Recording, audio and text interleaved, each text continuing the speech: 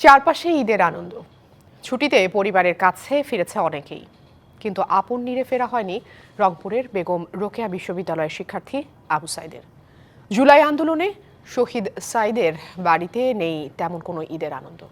কবরের পাশে অশ্রুসিক্ত নয়নে কেবল স্মৃতিতেই ছেলেকে খুঁজে ফেরেন বৃদ্ধ বাবা মা।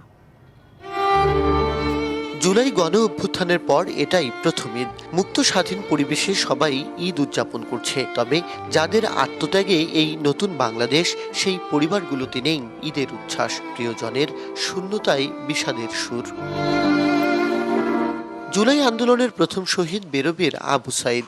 চারপাশে যখন খুশির উৎসব, তখন শুনশান নিজের রক্ত দিয়ে রচনা করা নতুন অধ্যায়ের অগ্রনায়কের বাড়ি। তার অনুপস্থিতি পরিবারে তৈরি করেছে গভীর শূন্যতা। সাইদের মা ছেলের স্মৃতি খুঁজে ফিরছেন সন্তানের ব্যবহৃত জিনিসে। কবরের পাশে ঘন্টার পর ঘন্টা দাঁড়িয়ে থাকছেন, চোখ দিয়ে অঝরে পড়ছে অশ্রু। অন্য ঈদ ভালো লাগছে, চলে আসলো। নাস্তা পানি বোনের ঘরে বাইরে নিয়ে গেছিল, বোনের ঘরে ছোলের ঘরে ছাড় তেমনি যাই জলপান নিয়ে গেছিল। এবার নাই ছেলে, সবার ছেলে আছে, আমার ছেলে নাই। তার আত্মত্যাগের স্বীকৃতি হিসেবে সরকার ও সমাজের সহযোগিতায় পরিবারে ফিরেছে সচ্ছলতা, কিন্তু তাতে কি আর মেটে শূন্যতা? এই বছরটার দুঃখজনক হিসাবেই কাটতেছে।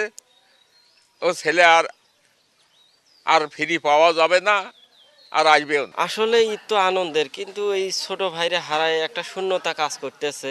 ঈদ আসতেছে, সবাই একখানে হইতাম বা হাসি খুশির কথা বলতাম, এখন তো কোনো সেটা নাই।